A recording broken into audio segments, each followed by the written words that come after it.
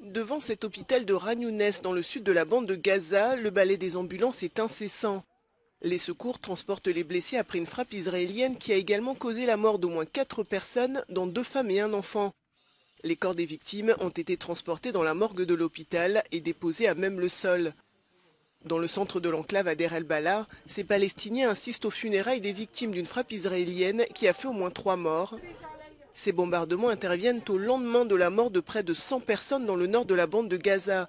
Une frappe meurtrière de l'armée israélienne, qualifiée d'horrible par Washington et condamnée par la France ce mercredi. Au total, depuis octobre 2023, cette guerre a fait plus de 43 100 morts, en majorité des femmes et des enfants selon un bilan du Hamas.